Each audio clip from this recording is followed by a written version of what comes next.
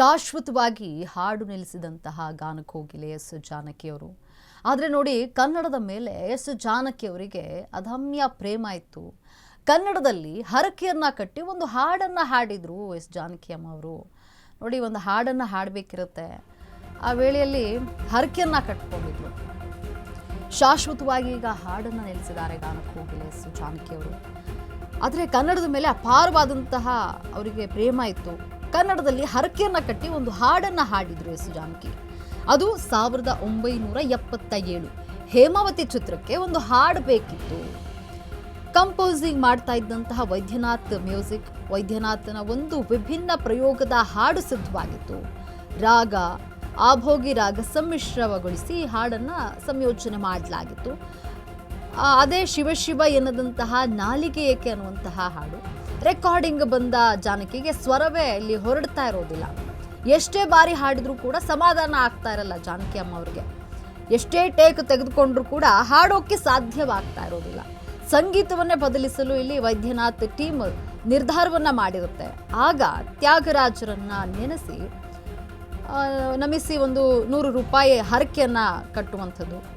ನೋಡಿ, ಇಲ್ಲಿ ಮ್ಯಾಜಿಕ್ ನಡೆದೇ ಹೋಯ್ತು. ಹಾಡು ಹೊರ ಬಂತು.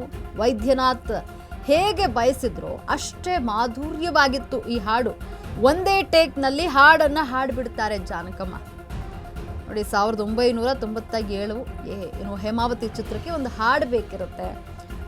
ಅದಕ್ಕಾಗಿ ವೈದ್ಯನಾಥ್ ಮ್ಯೂಸಿಕ್ ಕಂಪೋಸಿಂಗ್ ಅನ್ನ ಮಾಡಿರ್ತಾರೆ. ವೈದ್ಯನಾಥನ ಒಂದು ವಿಭಿನ್ನ ಪ್ರಯೋಗದ ಹಾಡು ಸಿದ್ಧ ಆಗಿರುತ್ತೆ. ರಾಗ ಆಭೋಗಿ ರಾಗ ಸಮ್ಮಿಶ್ರಗೊಳಿಸಿ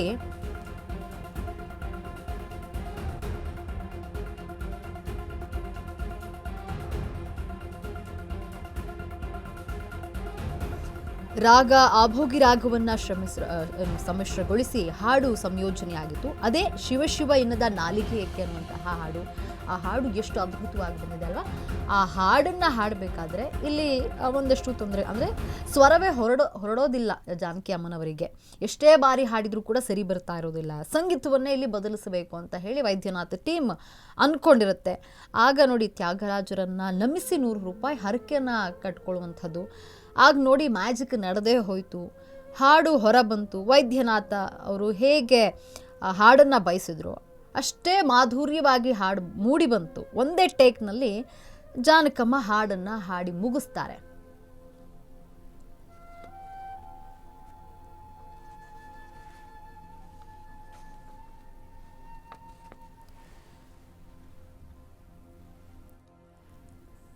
ಏನು, ಈಗ ಗಾನಕೋಗಿಲೆ ಎಸ್ ಜಾನಕಿ ಅವರು ವಿಧಿವಶರಾಗಿರುವಂಥದ್ದು. ನಮ್ಮ ಕನ್ನಡದ ಮೇಲೆ ಜಾನಕಮ್ಮ ಅವರಿಗೆ ಎಲ್ಲಿಲ್ಲದಂತಹ ಪ್ರೇಮ. ಏನೋ ಅವರು ಮೈಸೂರಿನಲ್ಲೇ ಕೊನೆ ದಿನಗಳನ್ನು ಕಳಿಬೇಕು ಅಂತ ಅಂದ್ಕೊಂಡಿರ್ತಾರೆ. ಹಾಗಾಗಿ ಮೈಸೂರಿನಲ್ಲೇ ವಾಸ್ತವ್ಯವನ್ನು ಹೂಡಿದರು. ಕನ್ನಡದ ಮೇಲೆ ಏನೋ ಒಂಥರ ಅವರಿಗೆ ಅಧಮ್ಯ ಪ್ರೇಮ ಇತ್ತು. ಕನ್ನಡದಲ್ಲಿ ಒಂದು ಹಾಡನ್ನು ಹರಕೆ ಕಟ್ಟಿ ಹಾಡ್ತಾರೆ ಜಾನಕಿ ಅಮ್ಮ ಅವರು. 1977 ಹೇಮಾವತಿ ಚಿತ್ರಕ್ಕೆ ಖ್ಯಾತ ಸಂಗೀತ ಸಂಯೋಜಕ ವೈದ್ಯನಾಥ್ರವರು ಮ್ಯೂಸಿಕನ್ನು ಕಂಪೋಸ್ ಮಾಡ್ತಾ ಇದ್ರು. ಹೇಮಾವತಿ ಚಿತ್ರಕ್ಕಾಗಿ ವೈದ್ಯನಾಥನ ಒಂದು ವಿಭಿನ್ನ ಪ್ರಯೋಗದ ಹಾಡನ್ನು ಸಿದ್ಧಪಡಿಸಿದರು. ಆ ಹಾಡು ಏನು ತೋಡಿ ರಾಗವನ್ನು ಮತ್ತು ಆಭೋಗಿ ರಾಗದ ಸಮ್ಮಿಶ್ರವನ್ನಗೊಳಿಸಿ ಸಂಯೋಜಿಸಿದರು. ಅದೇ ಶಿವ ಎನ್ನದಂತಹ ನಾಲಿಗೆ ಏಕೆ ಎನ್ನುವ ಹಾಡು. ಸರಿ, ರೆಕಾರ್ಡಿಂಗಿಗೆ ಬಂದಂತಹ ಜಾನಕಮ್ಮ ಅವರಿಗೆ ಇಲ್ಲಿ ಸ್ವರವೇ ಹೊರಡೋದಿಲ್ಲ. ಎಷ್ಟೇ ಬಾರಿ ಹಾಡಿದರೂ ಕೂಡ ಜಾನಕಿ ಅವರಿಗೆ ಸಮಾಧಾನ ಸಿಗೋದಿಲ್ಲ. ಎಷ್ಟು ಟೇಕ್ ತೆಗೆದುಕೊಂಡ್ರೂ ಕೂಡ ಹಾಡೋಕ್ಕೆ ಸಾಧ್ಯವಾಗ್ತಾ ಇರೋದಿಲ್ಲ. ಒಂದು ಹಂತದಲ್ಲಿ ವೈದ್ಯನಾಥರವರ ಸಹಾಯಕರು ಸಂಗೀತವನ್ನೇ ಬದಲಾಯಿಸಿಬಿಡೋಣ, ಯಾಕೋ ಇದು ಸರಿ ಬರ್ತಿಲ್ಲ ಅಂತ ಹೇಳಿ ಸಲಹೆ ನೀಡ್ತಾರೆ. ಅದಕ್ಕೆ ವೈದ್ಯನಾಥ್ ಹೇಳಿದ್ದೇನು ಗೊತ್ತಾ, ಆಕೆಯಿಂದ ಹಾಡೋಕ್ಕೆ ಸಾಧ್ಯವಿಲ್ಲ ಅಂದರೆ ಮತ್ತಾರು ಹಾಡೋಕ್ಕೆ ಸಾಧ್ಯ ಅಂತ ಇಲ್ಲಿ ಪ್ರಶ್ನೆ ಮಾಡ್ತಾನೆ. ಆ ಒಂದು ಮಾತನ್ನು ಕೇಳಿಸ್ಕೊಂಡಂತಹ ಜಾನಕಿ ಅವರು ತಮ್ಮ ಇಷ್ಟ ದೈವ ರಾಘವೇಂದ್ರ ಸ್ವಾಮಿಗಳಿಗೆ ಹಾಗೂ ರಾಜಾಶ್ರಯವನ್ನು ನಿರಾಕರಿಸಿ ಕೇವಲ ಭಗವಂತನ ನಾಮ ಸ್ಮರಣೆಯನ್ನು ತಮ್ಮ ಸಂಗೀತದ ಧ್ಯೇಯವಾಗಿಸ್ಕೊಂಡಂತಹ ತ್ಯಾಗರಾಜರನ್ನು ನಮಿಸಿ 100 ರೂಪಾಯಿ ಹರಕೆಯನ್ನು ಕಟ್ಟಿಕೊಳ್ತಾರೆ. ನೋಡಿ, ಅಷ್ಟೇ. ಅಲ್ಲಿ ಶಿವ ಎನ್ನದ ನಾಲಿಗೆ ಹಾಡನ್ನು ವೈದ್ಯನಾಥ್ರವರು ಹೇಗೆ ಬಯಸಿದ್ರು ಅಷ್ಟೇ ಮಾಧುರ್ಯವಾಗಿ ಜಾನಕಮ್ಮ ಒಂದೇ ಟೇಕ್ನಲ್ಲಿ ಹಾಡಿ ಮುಗಿಸ್ತಾರೆ. ಅಂದರೆ ಒಂದು ಹರಕೆಯ ಮುಖಾಂತರವಾಗಿ ಅವರು ಒಂದು ಹಾಡನ್ನು ಹಾಡಿ ಮುಗಿಸುವಂಥದ್ದು. ಕನ್ನಡದ ಮೇಲೆ ಅವರಿಗೆ ಅಪಾರವಾದಂತಹ ಪ್ರೀತಿ ಇತ್ತು. ಹಾಗಾಗಿ ನೋಡಿ ಎಷ್ಟೋ ಜನ ಕನ್ನಡಿಗರು ಏನು ಅಂದ್ಕೊಬಿಟ್ಟಿದ್ರು ಅಂದರೆ ಜಾನಕಮ್ಮ ಅವರು ನಮ್ಮ ಕರ್ನಾಟಕದವರೇ, ನಮ್ಮ ಕನ್ನಡಿಗರೇ ಅಂತ ಅಂದ್ಕೊಂಡ್ಬಿಟ್ಟಿದ್ರು. ಅಷ್ಟು ಸ್ಪಷ್ಟವಾಗಿ ಕನ್ನಡ ಹಾಡುಗಳನ್ನು ಹಾಡ್ತಾಯಿದ್ರು. ಎಲ್ಲೋ ಒಂದು ಕಡೆ ಈಗ ಸಂಗೀತ ಲೋಕಕ್ಕೆ ತುಂಬಲಾರದಂತಹ ನಷ್ಟ ಉಂಟಾಗಿದೆ ಜಾನಕಮ್ಮ ಅವರ ಒಂದು ನಿಧನದಿಂದಾಗಿ. ನಿಜಕ್ಕೂ ಕೂಡ ಅಂದರೆ ಅತ್ಯದ್ಭುತ ಸಂಗೀತಗಾರ್ತಿ. 48,000 ಹಾಡುಗಳನ್ನು ಹಾಡಿದ್ದಾರೆ. ಇವರ ಕಂಠಸಿರಿಗೆ ಭಾಷೆಯ ಮಿತಿರಲಿಲ್ಲ. ಕನ್ನಡ, ತೆಲುಗು, ಮಲಯಾಳಂ, ತಮಿಳು, ಉರ್ದು ಈ ಎಲ್ಲ ಭಾಷೆಗಳಲ್ಲೂ ಕೂಡ ಹಾಡನ್ನು ಹಾಡಿದರು.